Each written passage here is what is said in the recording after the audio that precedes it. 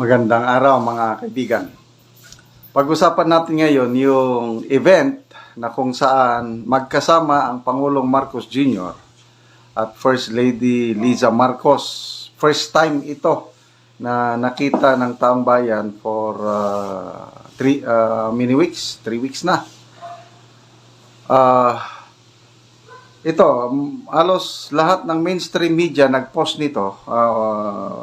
Dito lang ako sa Philippine Star mag-focus. 2 hours ago, sabi ng Philippine Star, President Ferdinand Marcos Jr., First Lady Liza Araneta Marcos, and Department of Trade and Industry Secretary Maria Cristina Roque led the opening ceremony of the bagong Pilipinas National Food Fair in a mall in Mandaluyong on Wednesday.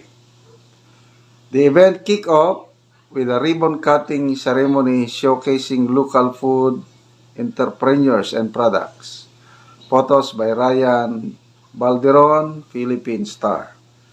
So, ayan medyo close up natin.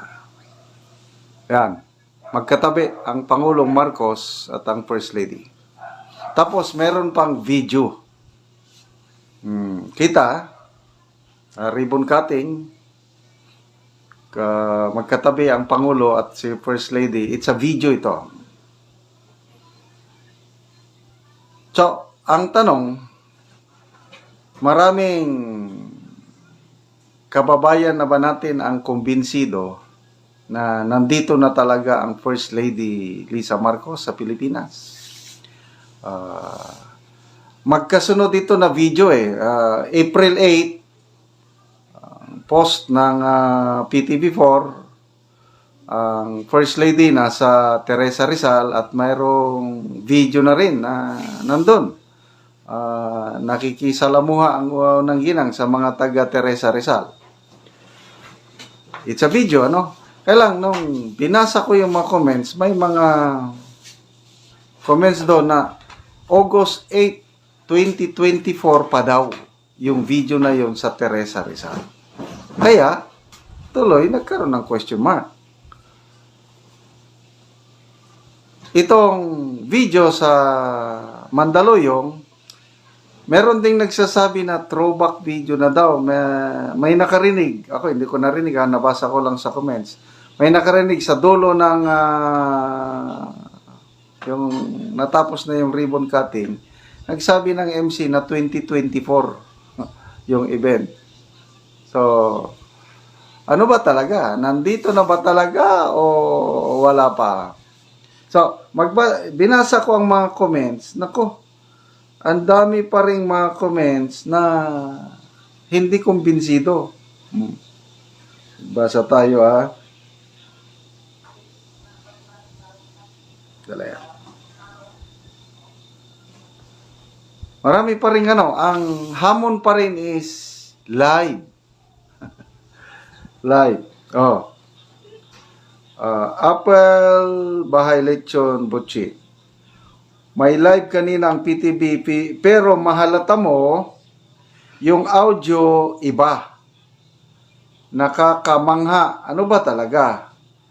Bakit hindi mag-live video para malinaw? Karapatan ng taong bayan ang malaman kasi First Lady siya. Hindi siya artista na walang ambag sa gusto magpa-live. Yung tipong ayaw nyo, di huwag. Pero First Lady ka ng Republika ng Pilipinas. Mag-live ka as in sa Malacanang. So, yun pa rin ang yun pa rin ang hamon ng nakakarami. Bakit walang live?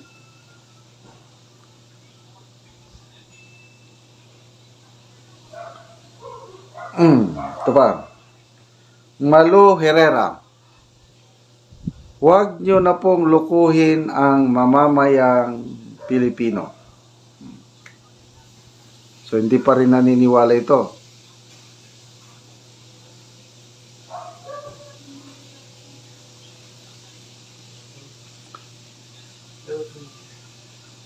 Eliseo Barrientos. Baka gusto nyo naman puntahan ang Visayas at Mindanao. Parte din po sila ng Pilipinas na makita at marinig ng live ang mga okasyon o pagdiriwang mula sa inyo para maramdaman ng Visayas at Mindanao na may presidente pala sila. Wala, na-cancel yung campaign rally nila sa Mindanao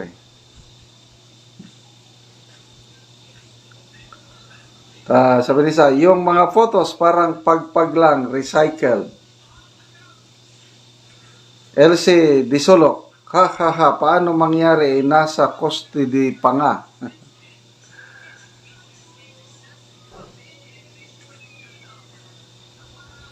Sesma Adolfo, andyan na naman ang mga nagsasabing throwback.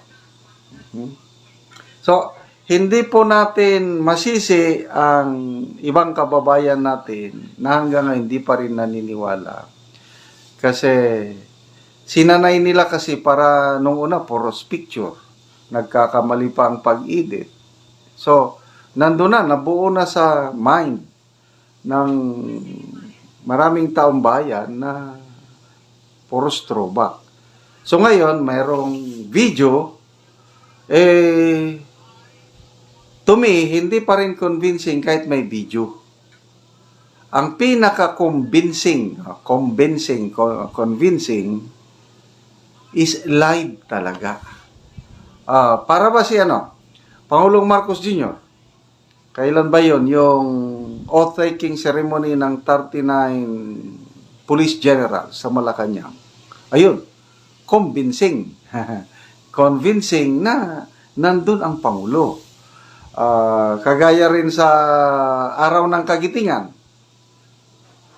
Nandun ang Pangulo sa dambana ng Kagitingan sa anong mount yun? Nakalimutan ko na yung sa Bataan. Ganon, live. Sasalita. So, para matapos na once and for all, itong issue na ito is isang live lang. Pwedeng si Jose Castro ang kasama niya.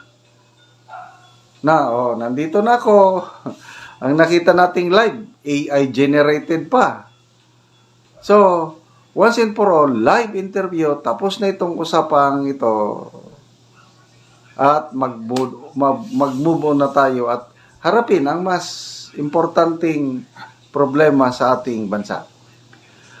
Okay mga kaibigan, salamat sa inyong pagsubaybay sa ating channel. Nakakatulong kayo ng malaki sa Tribong Talandig ng Bukidnon. Dahil ang income sa channel na ito is tinutulong natin sa tribo. Namimigay tayo ng yero at pako para ma-repair ang mga sira-sirang bahay ng Tribong Talandig.